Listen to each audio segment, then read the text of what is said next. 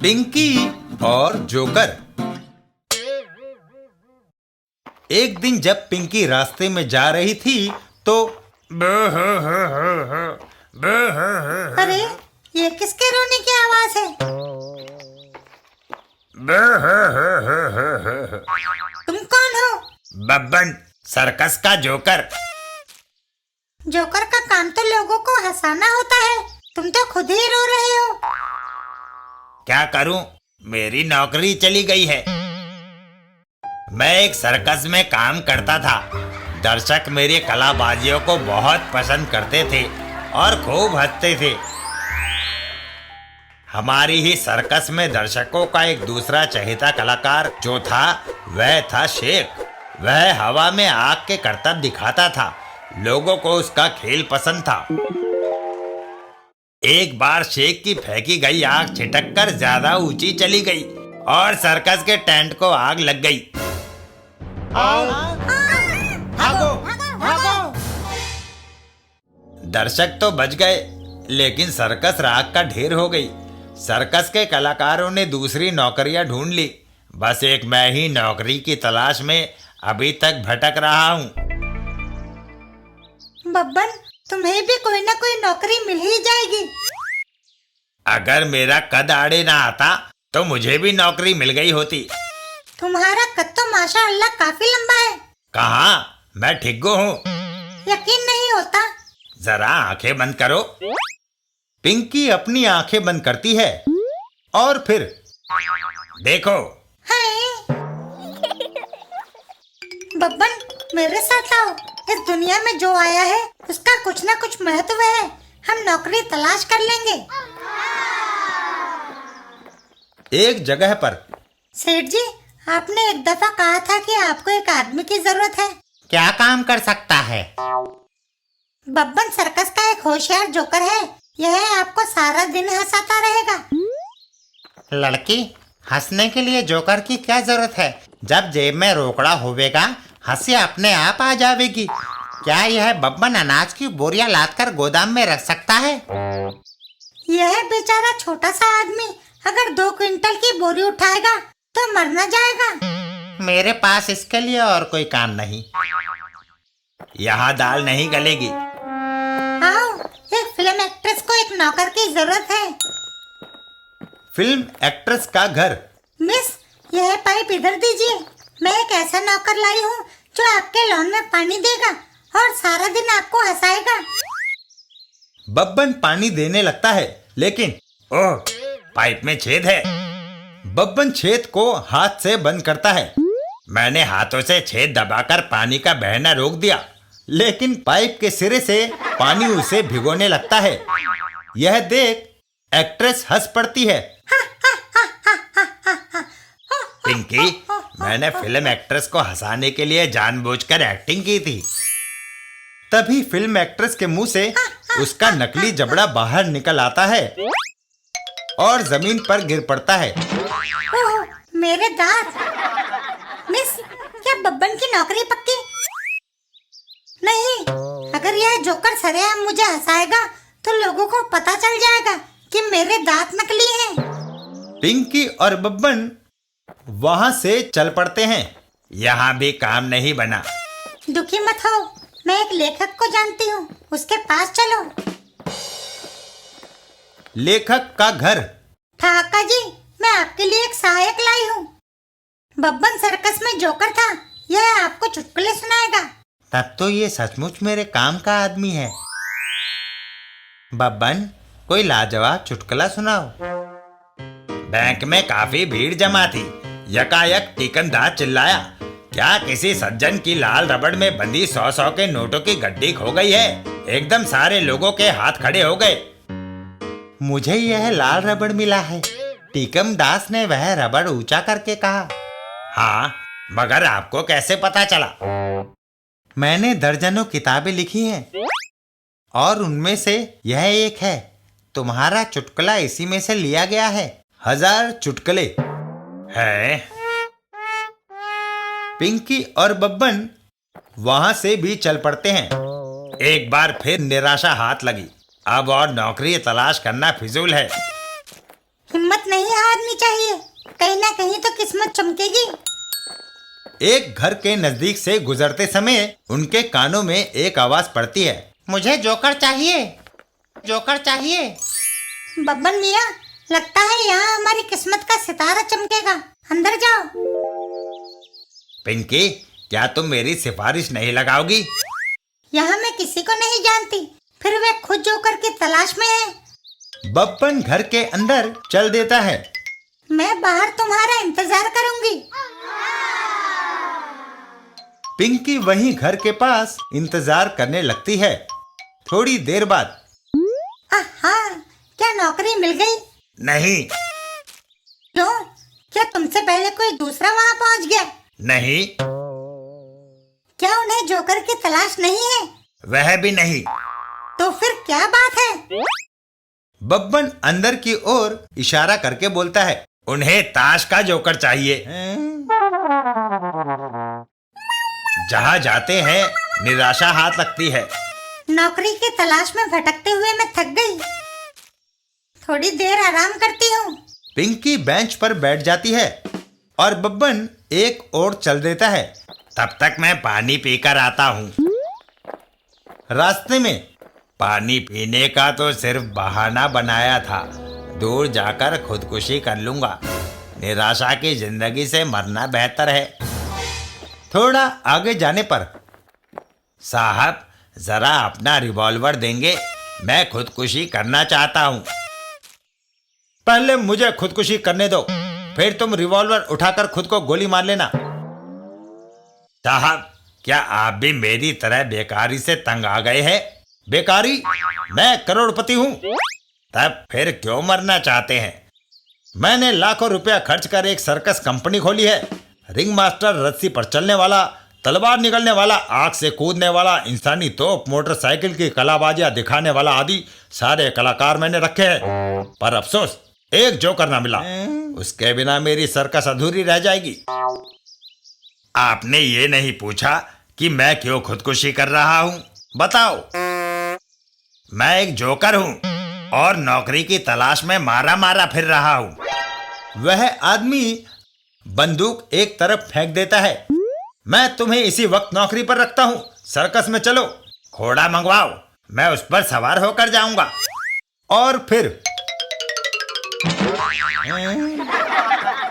बब्बन मियाँ, पिंकी, मुझे सर्कस में नौकरी मिल गई है, घोड़ा नहीं मिल सका, इसलिए सर्कस के मालिक ने उसकी जगह खुद को पेश किया है। चींटी के भी पर निकल आए हैं। बाय पिंकी। Bye bye.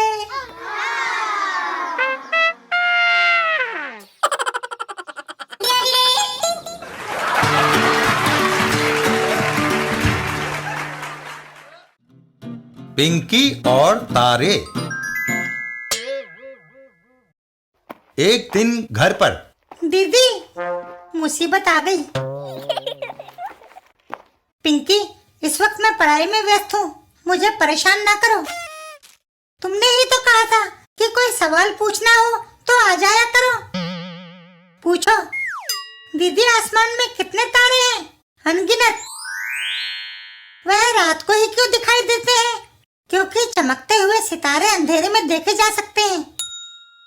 लेकिन कल रात को मैं एक भी तारा नहीं देख सकी, क्योंकि आसमान में बादल छाए थे। दिन में तारे कहाँ छुप जाते हैं? कहीं नहीं, सूरज की तेज रोशनी में वह हमें दिखाई नहीं देते। क्या दिन में तारे कभी नहीं देखे जा सकते? कभी कभी देखे जा सकते हैं। कब? मैं दिन में तारे देखना चाहती हूँ। तभी पिंकी के सर पर अलमारी के ऊपर से एक बॉक्स गिर पड़ता है। कहो पिंकी, तारे दिखाई दिए? हाँ, मेरे सिर के ऊपर।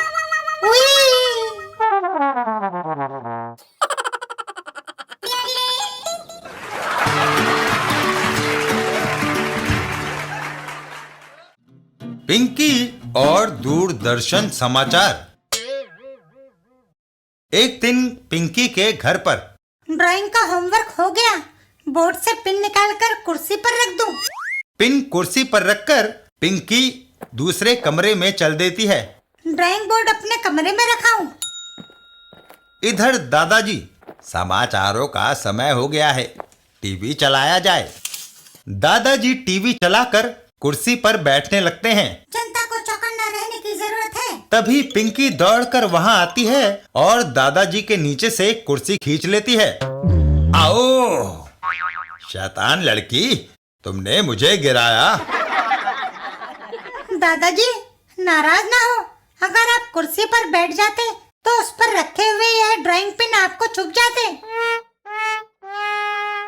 धन्यवाद बेटी, तुमने मुझे पिन चुभने से बचा लिया। और फिर वह दोनों टीवी देखने लगते हैं। इंजन ड्राइवर की मुस्तैदी से रेल दुर्घटना होते होते बच गई। तभी सत्यानाश, टीवी को भी अभी खराब होना था। दादाजी तुरंत घर से बाहर दौड़ लगाते हैं। खबरें सुनना मेरे लिए जरूरी है, मैं पड़ोसी कुंदन लाल के यहाँ जाकर टीवी देख लेता हूँ। इधर पिंकी परिणाम स्वरूप मिनिस्टर ने अपने भाषण में कहा है कि हमारी इलेक्ट्रॉनिक टेक्नोलॉजी ने बड़ी तरक्की की है। दादाजी लौट आइए, हमारा टीवी ठीक हो गया। चलो फिर तो अपने घर में ही खबरें सुनी जा सकती हैं। लेकिन घर के अंदर वह दोबारा खराब हो गया। दादाजी वापस बाहर दौड़ते हैं। मैं फिर कुंदन लाल के घर जाता हूँ। पिंकी दोबारा टीवी को ठोकने लगती है और टीवी फिर चालू हो जाता है। सूचना और प्रसारण मंत्री ने आज एक नए टीवी केंद्र का उद्घाटन किया। दादाजी वापस चलिए, टीवी ठीक हो गया। नहीं, अब मैं क्रिकेट के रनों की तरह दौड़े नहीं बनाऊंगा। मैं अपने दोस्त के यहाँ ही खबरें सुनूंगा। कुंदन लाल, क्या मैं तुम्हारे टीवी पर समाचार सुन सकता हूँ? विशंबर दास, मैं गुसलखाने में नहा रहा हूँ, तुम टीवी खोल लो। दादाजी टीवी खोलते हैं। प्रधानमंत्री ने कहा कि देश आर्थिक संकट के दौर से गुजर रहा है। शुक्र है अभी समाचार जारी है। और सोफे पर बैठते हैं, लेकिन आओ, पुराने सोफे का स्प्रिंग चुभ गया। विशंबर दास, तुम इस कुर्सी पर बैठो और टीवी देखो। तभी सीमा पार से घुसपैठियों का खतरा है। क्या यह कुंदन लाल का मकान है? हाँ, क्यों? वह आदमी अंदर आकर टीवी उठा लेते हैं। अर्र, ये टीवी लिए कहाँ जा रहे हो?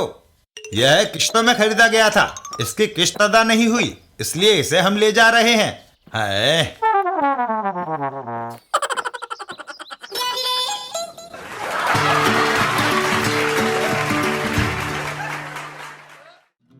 पिंकी और छूमंतर एक दिन एक जगह पर।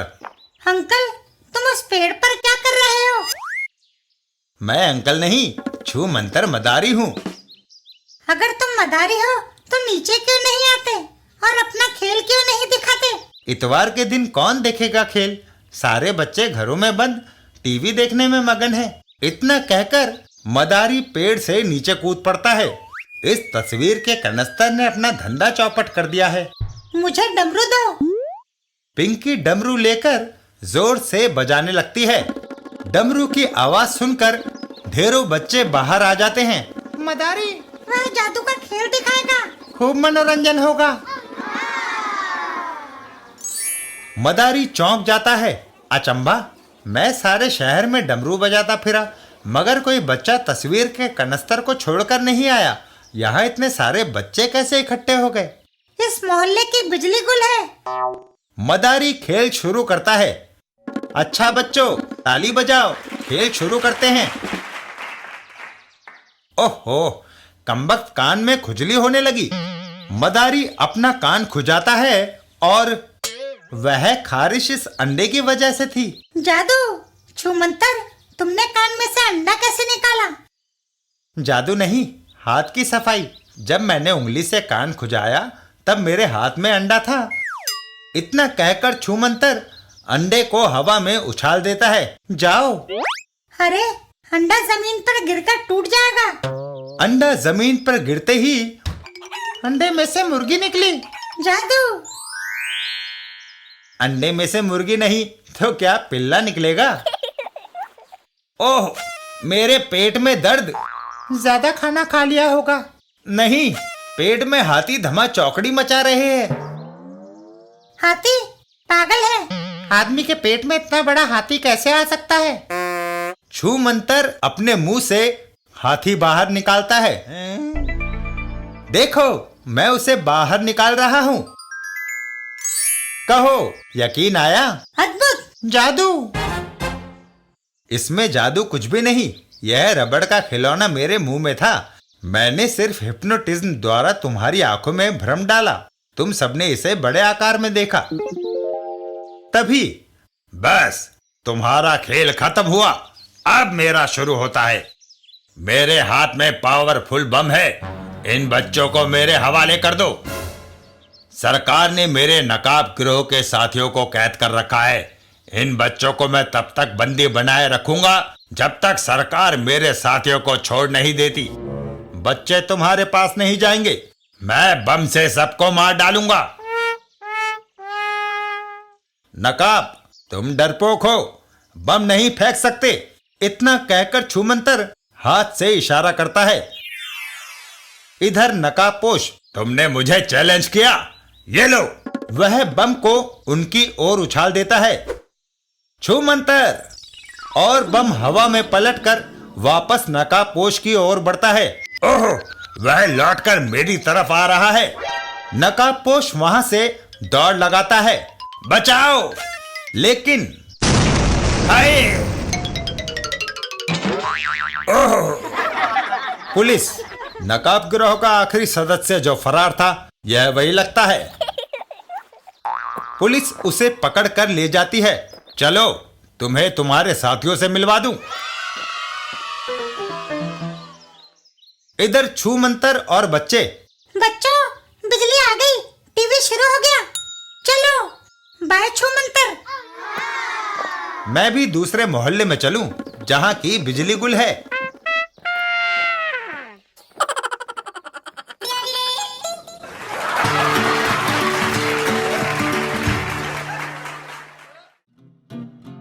पिंकी और दूध। एक दिन पिंकी के घर पर। पिंकी, बाप रे, मम्मी दूध लेकर आ रही है। पिंकी की मम्मी।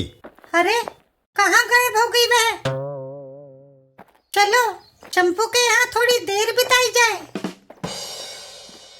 चंपू के घर पर। चंपू, कुछ देर मुझे तुम अपने यहाँ रहने दो। मैं माँ को बिना बताए आ गई हूँ। पिंकी, तुमने ऐसा क्यों किया? मेरी मम्मी मुझे जबरदस्ती दूध पिलाना चाहती थी। पर मैं खुद तुम्हारे घर आकर रहना चाहता था। क्यों? क्योंकि मेरी मम्मी दूध लेकर आ रही है।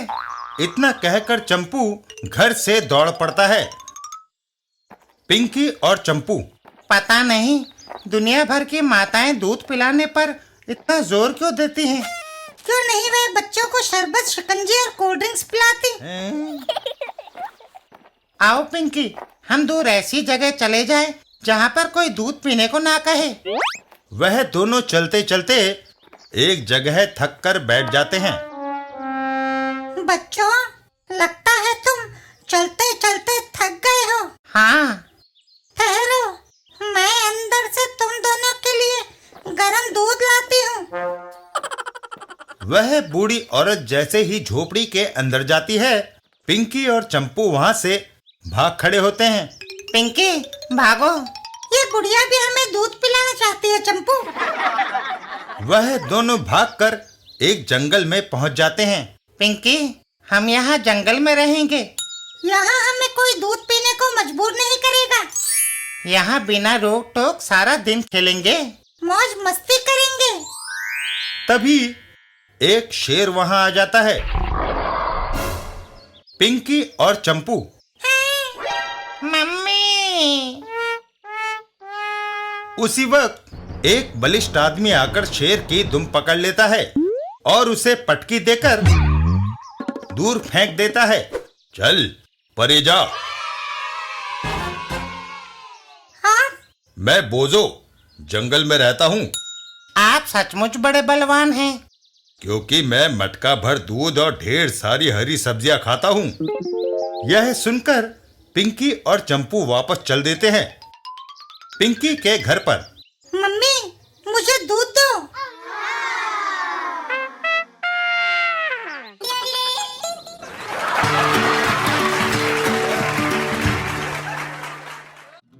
पिंकी और पतंग। एक दिन रास्ते में चंपू, परेशान हो क्या? कोई समस्या है? यह अखरोट नहीं टूट रहा पिंकी। कुटकुट अखरोट तोड़ने में स्पेशलिस्ट है। वह कैसे? जैसे कोई डॉक्टर मरीज का इलाज करने में और दर्जी कपड़े सीने में माहिर होता है, वैसे ही गिलहरी अखरोट तोड़ने में निपुण होती है, क्योंकि इसके दांत तेज व मजबूत होते हैं। तब तो यह मेरा काम कर देगी। चंपू अखरोट को बेंच पर रखता है। कुटकुट, यहाँ आकर अखरोट को तोड़ दो। और फिर टूट गया। पिंकी, तुम्हारी कुटकुट बड़े काम की है। लेकिन यह क्या? गिरी तो वह खा गई। अखरोट के सख्त छिलके यहाँ पड़े हैं। क्या वह अपनी फीस नहीं लेगी? हैं? चंपू, क्या बात है? आज तुम पतंग नहीं उड़ा रहे? मजबूरी है पिंकी। कौन सी मजबूरी?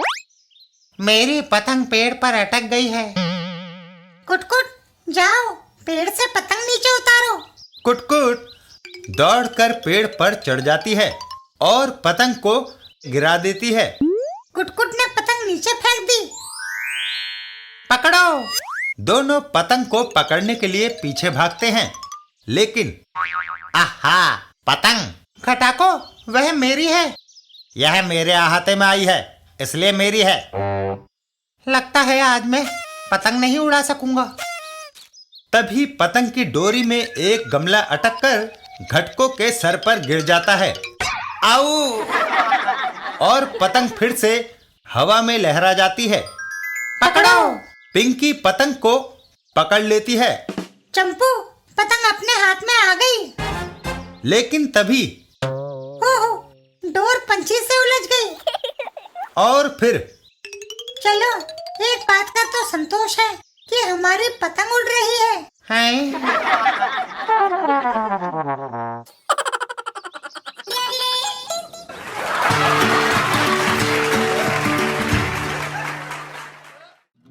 पिंकी और गिनती का चमत्कार। एक दिन एक जगह पर गुल्लू ग्वाले, पिछले दिनों तुम्हारा दूध पीकर मैं बीमार पड़ गया था। पहलवान डमडम जी, ये दोष म्युनिसिपल कॉर्पोरेशन के सर मड़िए, जो नल में गंदा पानी देते हैं। दूध कहाँ रखूं? मेरे घर में मेज पर बर्तन रखा है, उसमें डाल दो। मैं दौड़ कर आऊंगा, तब इसे पीऊंगा। गुल्लू ग्वाला दूध बर्तन में डालता है। इसी बर्तन में उसने दूध डालने को कहा था। इधर पिंकी। पिंकी, आज कुटकुट फुदक क्यों नहीं रही? यह भूखी है। तभी कुटकुट दौड़कर एक तरफ चल देती है। वह कहाँ दौड़ी जा रही है? उसे खाने पीने की किसी चीज की गंध आ गई है। कुटकुट दौड़कर पहलवान के घर में घुस जाती है और मेज पर रखा उसका दूध पीने लगती है। तभी पहलवान डमडम वापस आता है। गिलहरी मेरा दूध पी रही है, मैं अभी इसे सबक सिखाता हूँ। पहलवान डमडम मुग्दल उठाकर गिलहरी पर दे मारता है, लेकिन कुटकुट खिड़की से बाहर भाग जाती है। कमबख्त, ठहर! घर के बाहर मैं तुम्हें सजा दूंगा। डमडम जी, क्यों बेचारी के पीछे पड़े हो? क्या वह गिलहरी तुम्हारी है? हाँ। उसकी वजह से मेरा दूध बिखर गया। मैं तुम्हारा हर्जाना पूरा कर दूंगी। तुम मेरा नुकसान कैसे पूरा करोगी? मैं तुम्हें पढ़ना लिखना सिखा सकती हूँ। ठीक है, कई बार लोग मुझे पैसे कम दे जाते हैं क्योंकि मैं गिनना नहीं जानता। और फिर पढ़ाई शुरू होती है। मैं तुम्हें पहले गिनना ही सिखाती हूँ। बोलो, 1 1 2 2 3। 3, वहाँ बैठकर याद करो। 1, 2, 3, 4, 5, 6, 7, 8, 9। दीवार के दूसरी तरफ 1 के 10, 1 रुपया दाव पर लगाओ और 10 रुपए पाओ। कैसे? जिस नंबर पर दाव लगाओगे अगर पासे का नंबर भी वही निकले तो 10 गुना पैसे मिलेंगे, नहीं तो दाव के पैसे हजम। ठहरो, नंबर सोचने दो। इधर पहलवान डमडम 10, दूसरी तरफ 10। ऊपर से भविष्यवाणी हुई है। मैं 10 नंबर पर 10 रुपए दाव लगाता हूँ। वह आदमी दाव लगा देता है। पासा फेंकने पर 10। वह आदमी खुशी खुशी पैसा लेकर चल देता है। 100 रुपए मिल गए। दूसरी तरफ अरे वह तुम थे जिसने नंबर की भविष्यवाणी की। लो 10 रुपए रखो। आए। पिंकी और पहलवान डमडम। बेबी, तुमने 10 तक गिनती लिखी तो 10 रुपए मिले। अगली बार 100 तक गिनती लिखना।